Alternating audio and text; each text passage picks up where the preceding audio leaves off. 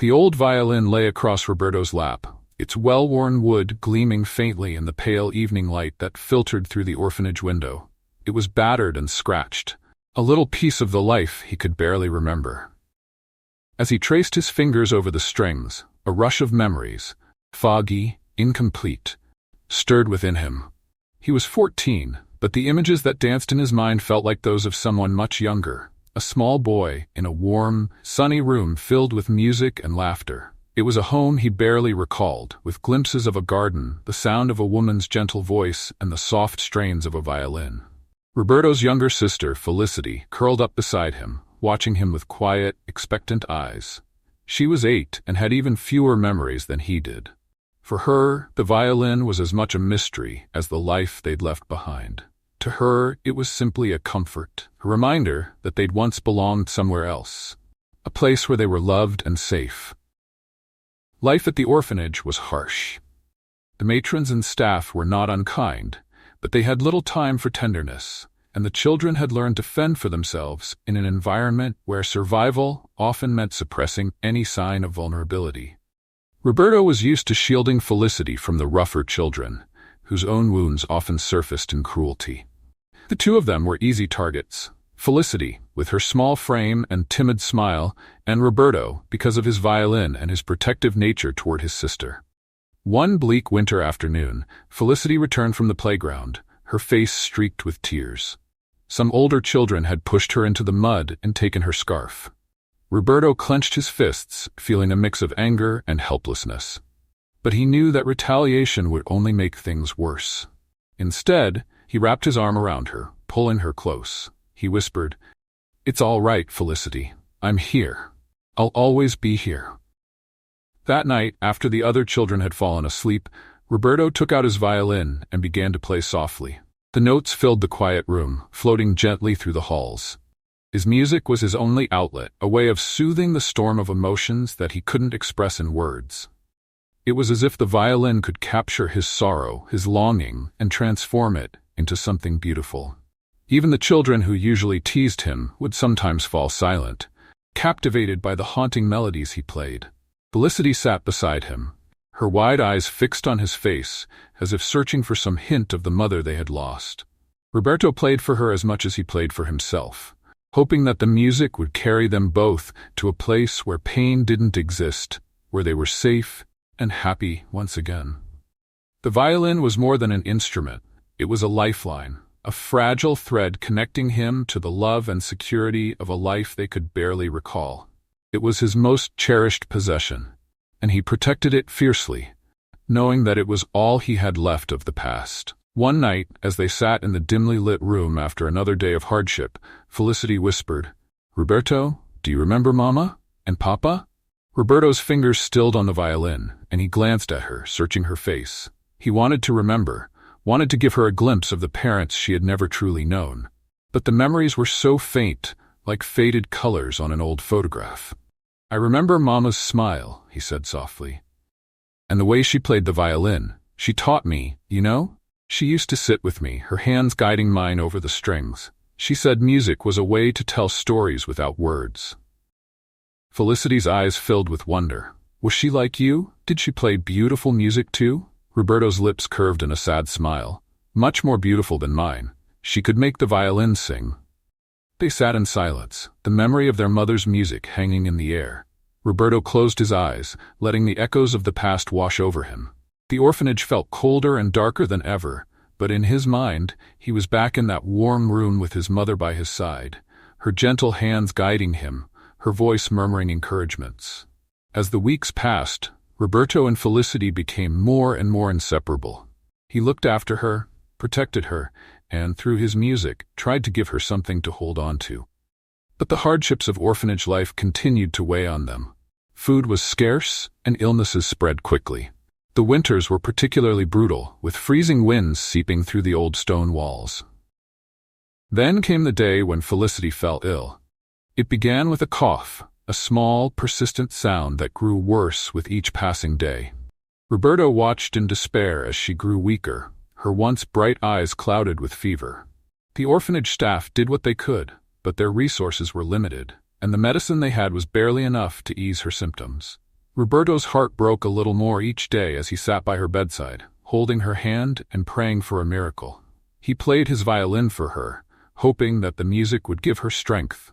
But he could see that it wasn't enough. The doctors told him that she needed real treatment, medicine they couldn't afford. Desperation gnawed at him, filling him with a fierce determination. He knew he couldn't stand by and watch his sister slip away. He had to do something, anything, to save her. One cold, gray morning, Roberto made a decision. He took his violin and, with a heavy heart, stepped outside the orphanage gates. He had seen street performers in the city, musicians who played for crowds in exchange for a few coins. It wasn't something he had ever considered, but now, with Felicity's life at stake, he knew he had no choice. Roberto found a busy street corner, positioned himself against the wall, and lifted his violin. The first note trembled in the air, uncertain and hesitant, but as he played, he felt his nerves steady. People began to gather, drawn by the haunting beauty of his music. He poured all of his emotions into each note. His love for Felicity, his memories of their mother, his desperate hope for a future where they were free from suffering. As the crowd thickened, people began to drop coins into the hat he had placed at his feet. The small, clinking sounds filled him with a glimmer of hope. Maybe, just maybe, he could raise enough to help Felicity. But amid the crowd, a figure stood apart, watching him intently. A man with silver hair and a thoughtful expression, who listened to Roberto's every note with a look of recognition in his eyes. Roberto noticed him but continued playing, his heart racing with a mixture of fear and determination. Little did Roberto know that this man, Señor Aguilera, was not just a stranger passing by, but someone who would change their lives forever. Roberto's fingers tingled as he played, the winter chill seeping into his bones despite the warmth of the music. It was the fourth day he'd taken to the streets, hoping that the few coins he gathered each day would eventually be enough to get Felicity the medicine she so desperately needed. Every time he returned to the orphanage with a handful of coins, a flicker of hope danced in her feverish eyes. She would clutch his hand and whisper, "You're my hero, Roberto." On this particular day, Roberto was more determined than ever. Felicity's condition had worsened overnight, and he knew that time was running out. As the haunting melody of his violin filled the street, people paused in their busy routines to listen, dropping coins into his hat.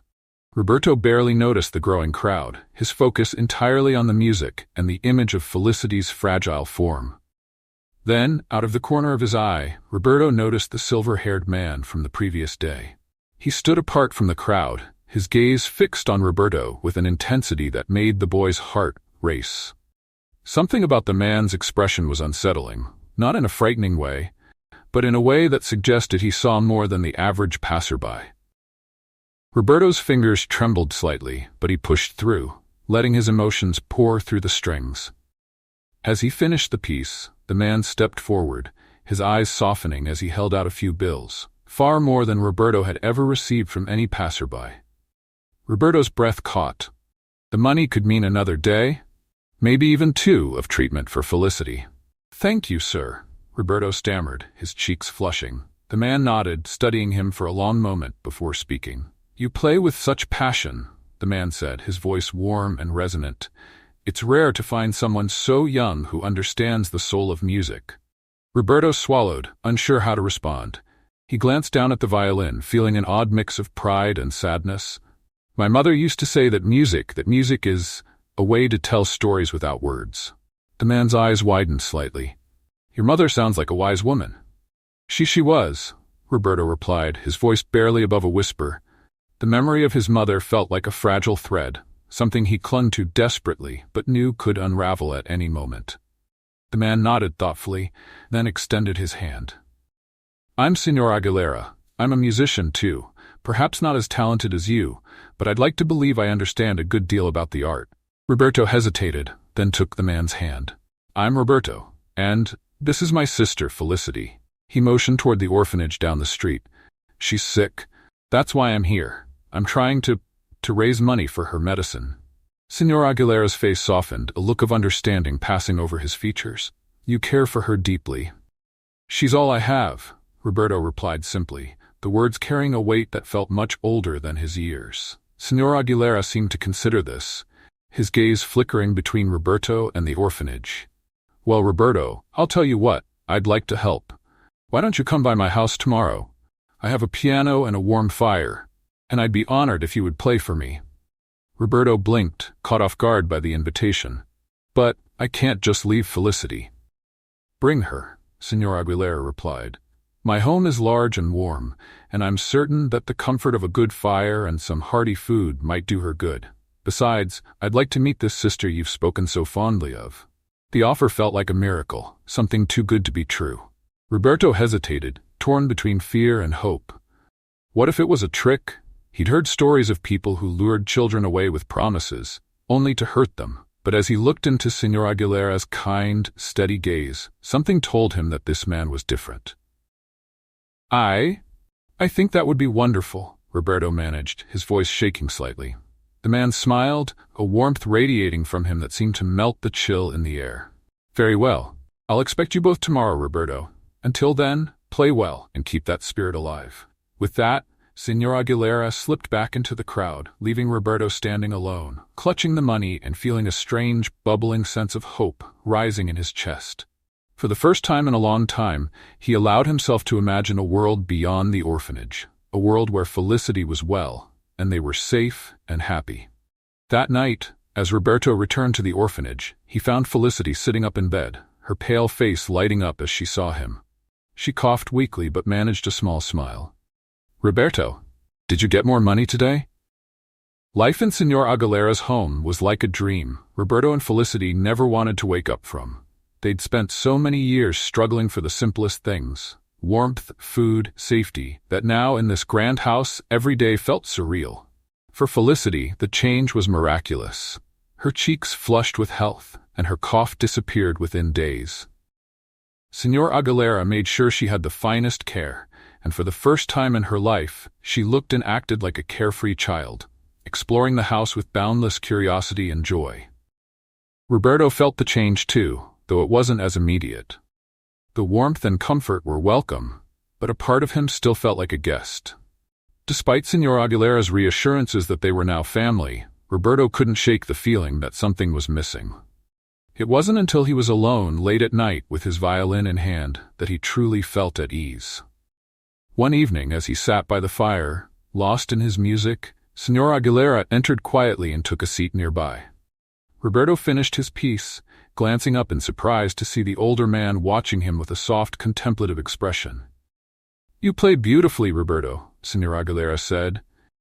Every note you play tells a story, one that I think you should know. Roberto's fingers tightened around his violin, his heart skipping a beat. There was something in Señor Aguilera's voice that told him this was more than a compliment. Roberto, I knew your mother, Señor Aguilera said, his gaze steady. Carmen was her name. She was a brilliant musician, one of the finest violinists I'd ever heard. Roberto stared at him, struggling to process the words. It felt impossible, like a story told by someone else about someone else's life. My mother? She was a musician? He whispered, almost to himself. Señor Aguilera nodded, a sad smile tugging at his lips. Yes, she had a gift, much like you. She could make the violin sing in a way that few people ever could. She had a spirit that touched everyone around her. But she had a tragic end. Roberto felt a chill creep up his spine. What happened to her? Señor Aguilera sighed, his face shadowed with memories. Your parents died in a car accident. It was a rainy night. They were on their way home after one of Carmen's performances. You were just a baby, Roberto. Felicity was only a few months old. Roberto's breath caught, the weight of the words pressing down on him. It explained so much, the fragments of memory, the sense of loss that had followed him like a shadow. He'd always felt that there was a void, something missing. And now he finally understood why. Señor Aguilera reached out, placing a comforting hand on his shoulder. Your mother and I were close friends. We played together in an orchestra for years. She was like a sister to me. When I learned that you and Felicity had survived, that you were in an orphanage, I felt that it was my duty to find you. Roberto's throat tightened, emotions swelling in his chest. Why did it take so long? There were complications, legal issues, and for a time I wasn't sure where you were. When I finally found you, I wasn't certain you would even remember me or your mother's connection to me. But when I saw you on that street corner, playing her violin, I knew. I saw her in you, Roberto. The way you played, the way you held yourself. You reminded me of Carmen." Roberto sat in stunned silence, the pieces of his past finally coming together. He looked down at his violin, seeing it now as more than just an instrument. It was a legacy, a connection to the mother he had barely known, but whose love he could feel in every note he played. "Thank you," he whispered, his voice thick with emotion. "Thank you for finding us." Señor Aguilera pulled him into a gentle hug, and for the first time, Roberto felt a sense of peace. It was as if the weight he'd carried for so long had finally lifted, leaving him free to move forward. The days turned into weeks, and the bond between Roberto, Felicity, and Señor Aguilera deepened. Roberto poured his heart into his music, feeling a renewed sense of purpose. His mother's legacy wasn't a burden. It was a gift, one that he was determined to honor. But as he spent more time in Señor Aguilera's home, he also became closer to Cecilia, Señor Aguilera's daughter. Cecilia was a few years older than Roberto, with a quiet strength and grace that captivated him. She played the piano, and her music was as soulful and passionate as his own. One afternoon, while Felicity was playing in the garden, Roberto joined Cecilia in the music room. She was practicing a complex piece, her fingers flying across the keys with precision and grace. Roberto watched in admiration, feeling a warmth he couldn't quite explain. When she finished, Cecilia looked up, smiling shyly. "I feel like you're always watching me." Roberto flushed, glancing down at his violin. I just admire your playing. You're very talented." She laughed softly, a sound that sent a pleasant shiver down his spine. "And you're very charming, Roberto." They shared a smile, a moment of connection that felt both exciting and terrifying. Roberto knew that Cecilia was more than just Señor Aguilera's daughter. She was someone who understood him, someone who saw him for who he truly was. Over the weeks that followed, their friendship blossomed, but with it came a deeper, unspoken bond. They shared their hopes and dreams, their fears and insecurities, finding comfort in each other's presence. It was a connection that felt as natural as breathing, yet filled with a tension that neither of them dared to acknowledge. One evening, after a particularly emotional performance, Cecilia took his hand, her eyes filled with an intensity that made his heart race. "Roberto, I've never felt this way about anyone before." Roberto felt his pulse quicken, a mixture of joy and fear swirling within him. He wanted to tell her that he felt the same, that his heart belonged to her as surely as his music belonged to his mother's memory. But he hesitated, unsure if he was ready to open himself up to such vulnerability. Instead, he simply squeezed her hand, letting the silence speak for him. They stood there, in the warm glow of the music room, two souls bound by their shared love of music and the unspoken feelings that filled the air between them. The next morning, Señor Aguilera called Roberto into his study. His expression was serious, yet there was a warmth in his gaze that reassured Roberto. "Roberto," he began, "I want you to know that I see you not just as a guest or a responsibility, but as a part of this family. Your mother would have wanted you to be happy, to be free to pursue your dreams. And I want to help you do that." Roberto felt his chest swell with gratitude. "Thank you, Señor Aguilera. I can't tell you how much that means to me." Señor Aguilera nodded, his expression softening. "You have a talent, Roberto, a rare, beautiful gift. I believe that, with the right guidance, you can become a musician as great as your mother. But more than that, I want you to know that you have a home here. You and Felicity, you are my family." In that moment, Roberto felt a surge of love and loyalty for the man who had given him and his sister a second chance. He knew that, whatever challenges lay ahead, he would face them with the knowledge that he was no longer alone. As he left the study, Roberto found Cecilia waiting for him in the hall. She smiled, her eyes sparkling with an unspoken promise. And for the first time, Roberto allowed himself to believe in a future filled with love, music, and the warmth of a family. In Señor Aguilera's home, Roberto and Felicity settled into a rhythm that was nothing short of miraculous. The days of scraping by at the orphanage faded as they embraced the stability and love that now surrounded them. Felicity's laughter filled the rooms, a bright, joyful sound that Señora Aguilera often commented was better than any symphony. But for Roberto, the biggest change was the quiet moments he shared with Cecilia. They found comfort in each other's company, spending hours practicing music in the sunlit music room, creating harmonies that felt as natural as breathing. As weeks turned into months, Roberto felt his admiration for Cecilia deepen into something far more profound. He was falling in love, slowly and surely, with every shared glance and whispered word. One evening, after a late-night practice session, Cecilia confided in him. "Roberto," she began, her voice soft, "I've spent my whole life in this house, with this music.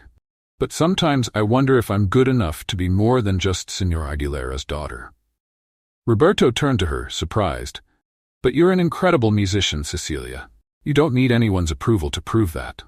Cecilia smiled, but there was a trace of sadness in her eyes. "Thank you, Roberto. But sometimes I think that's why I'm afraid to fail. Because I don't know who I'd be without music." Roberto felt a pang of recognition.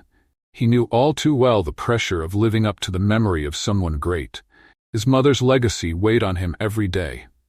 Gently, he took her hand. "We'll figure it out together, Cecilia. Whatever dreams you have, I'll be right there with you." They sat in silence, hands intertwined, each lost in their thoughts.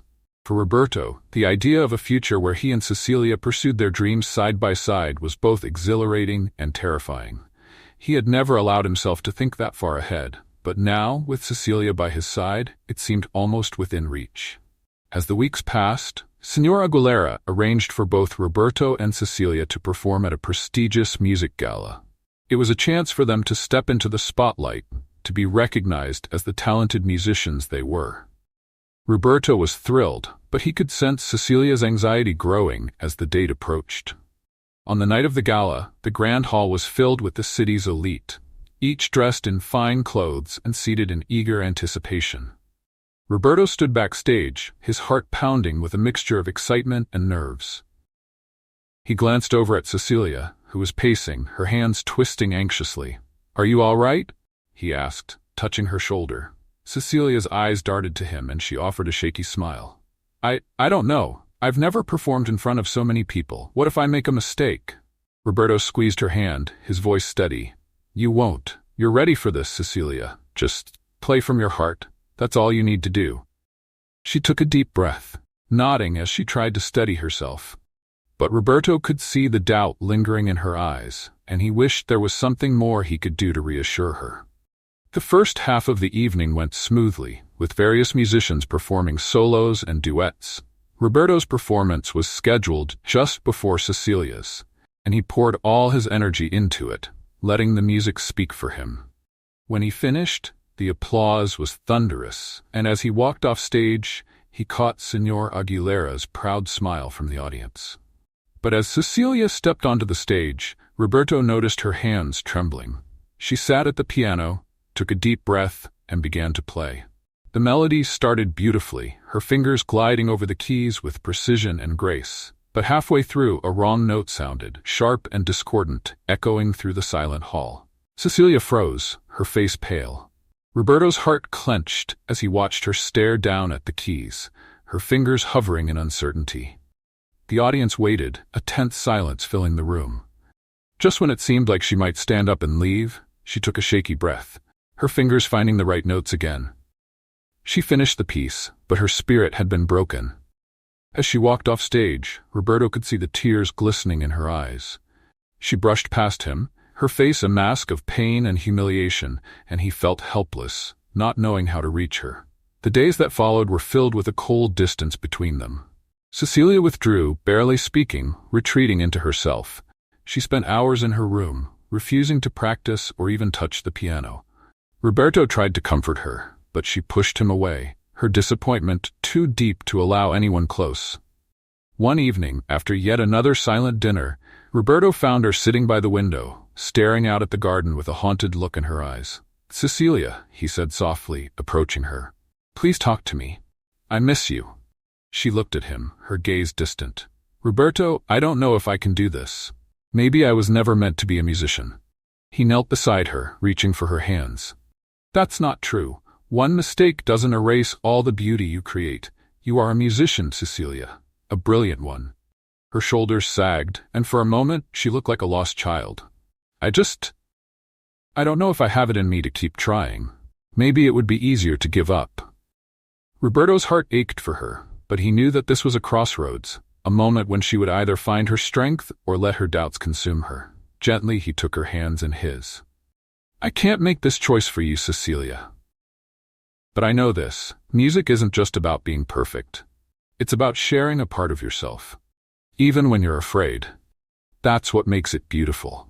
And that's what you do every time you play. For a long moment, she looked at him, her eyes searching his.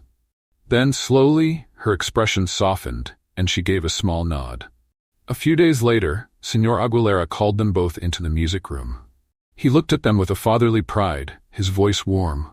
I've arranged for another performance, he announced, his gaze steady on Cecilia. A smaller gathering, but one with many influential musicians. It's a chance for both of you to play again. Cecilia's face paled, but Roberto took her hand, giving her a reassuring squeeze. We'll do it together, he whispered. She nodded, her determination rekindled by his support. The evening of the performance arrived, and Cecilia took her place at the piano, her fingers trembling slightly as she began to play. Roberto watched from the side, silently cheering her on. This time, the music flowed seamlessly, her confidence growing with each note. When she finished, the applause was warm and genuine, and a radiant smile broke across her face. Afterward, Roberto joined her on stage, and they performed a duet that left the audience spellbound. The harmonies of the piano and violin wove together, each note a testament to their bond, their shared struggles, and their triumphs. It was a performance that transcended music, a moment that captured the beauty of resilience and love. When they returned home, Cecilia turned to Roberto, her eyes shining with gratitude. Thank you, Roberto, for believing in me, even when I couldn't believe in myself. He smiled, brushing a strand of hair from her face. I'll always believe in you, Cecilia. And as they stood there in the quiet of the music room, they both knew that they were no longer just two young musicians finding their way. They were partners, each holding the other up, bound by a love that was as deep and enduring as the music they shared. Months passed, each day bringing Roberto and Cecilia closer, not just as musicians, but as partners, sharing a profound love. They began performing together regularly, their music becoming a fixture at events hosted by Senor Aguilera. Their shared performances carried a magic that captivated audiences, a blend of Roberto's passion and Cecilia's grace that felt like a perfect harmony. Despite the success, they were not without their own struggles. Roberto's dream of honoring his mother's legacy weighed heavily on him, a reminder of the woman whose memory still lingered in every note he played. For Cecilia, the fear of making mistakes persisted, a shadow that darkened her brightest moments. One evening, after a particularly well-received performance, they sat together in the quiet music room. The flickering fire cast a warm glow, illuminating the slight worry etched into Cecilia's features. Roberto, she began softly, her voice tinged with hesitation. Do you ever feel afraid? I mean, about all of this, about what it means to play for so many people. Roberto considered her question, his fingers absent-mindedly tracing the edge of his violin. I do, Cecilia. Sometimes I feel like I'll never be able to live up to the memory of my mother. But when I'm playing, all that fear disappears. It's like it's just me and the music. Cecilia looked down, her expression thoughtful. I wish I could feel that way. Sometimes, it feels like I'm performing for everyone except myself. Roberto took her hand, his gaze steady. Then let's make a promise. No matter where we go or how many people we play for, we'll always remember why we started. We'll play for ourselves, for each other, and for the ones we love. A gentle smile crossed her face, and she leaned her head against his shoulder. I like that promise. Thank you, Roberto. In that quiet moment, Roberto realized that their bond was more than just love. It was a partnership built on shared dreams, mutual respect, and a promise to be each other's anchor in a world that could often feel overwhelming. Not long after, Senor Aguilera surprised them with an announcement. There's an opportunity for you both to perform at the annual Music Conservatory Showcase, he said, pride gleaming in his eyes. It's an event that draws musicians and critics from around the world. If you make an impression, it could open doors to new possibilities, perhaps even a life of professional music.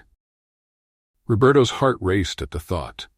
The showcase was a prestigious event, a stage for the world's best talent. Performing there would be a chance to honor his mother's legacy on an international scale, something he had only dreamed of.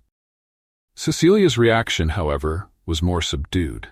While she was clearly excited, Roberto could see a flicker of doubt in her eyes.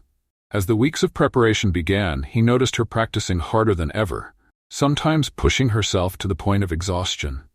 One evening, he found her sitting at the piano, her hands trembling slightly as she attempted to play a particularly challenging passage.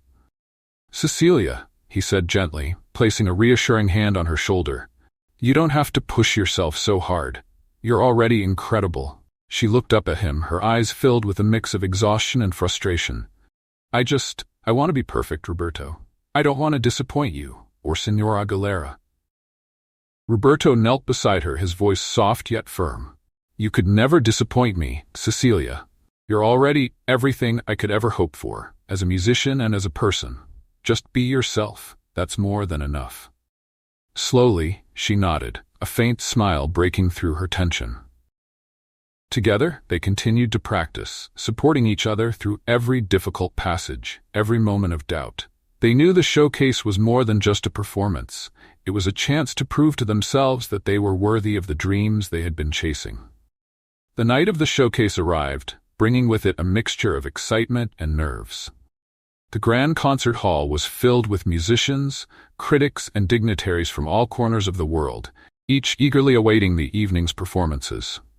Roberto and Cecilia stood backstage, their hands entwined as they listened to the faint murmur of the crowd.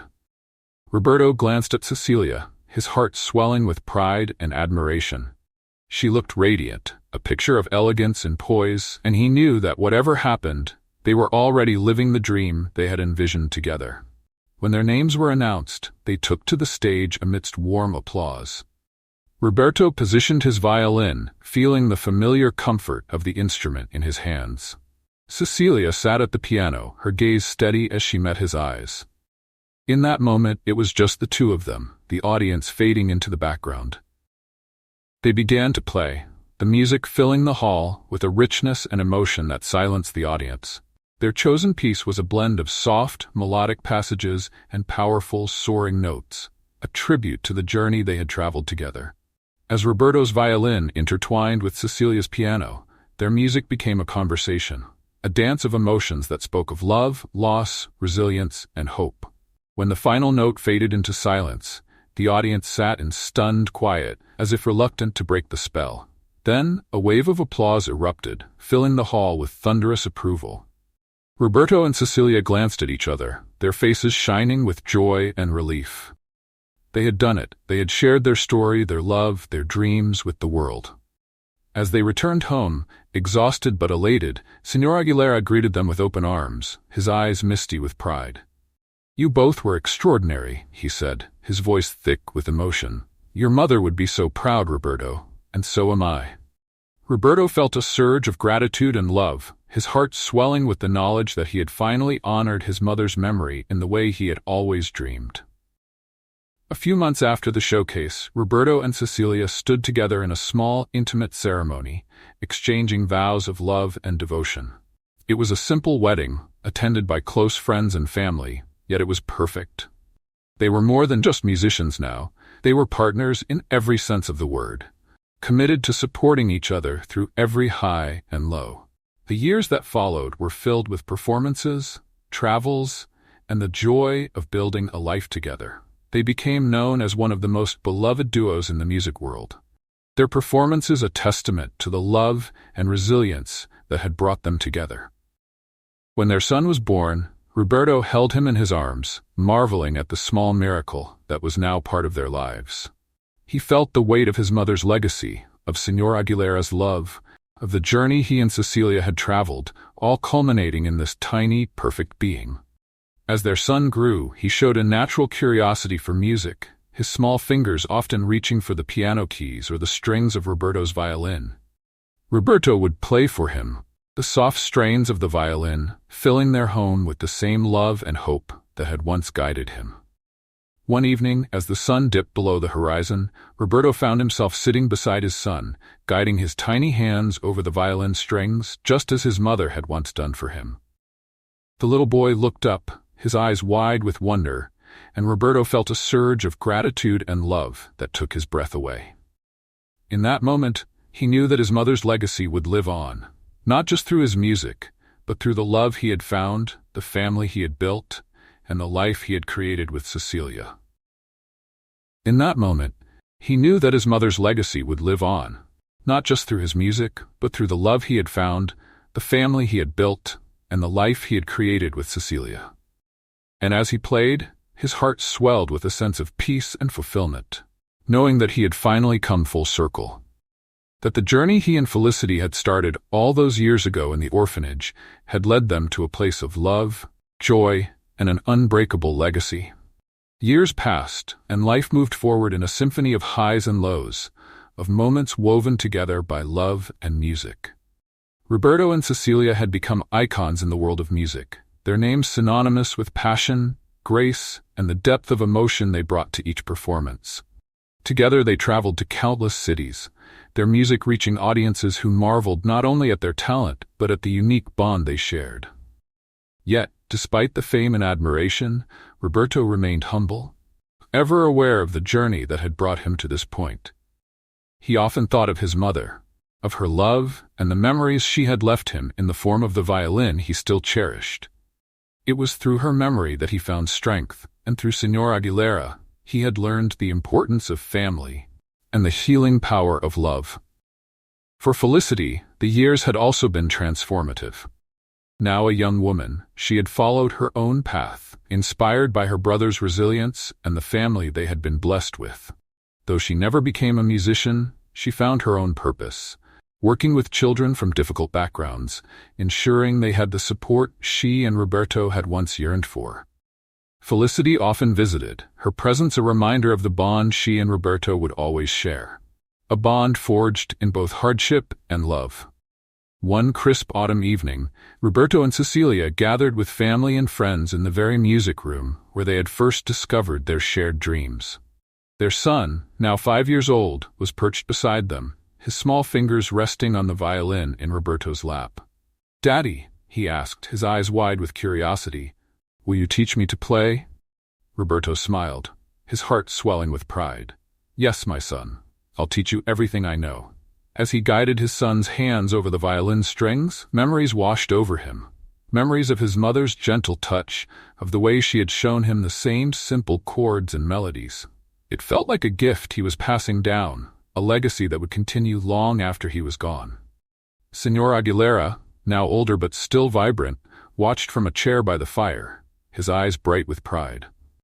Over the years he had become more than a father to Roberto and Felicity. He was their anchor, their compass, the one who had given them hope when they'd thought it was lost.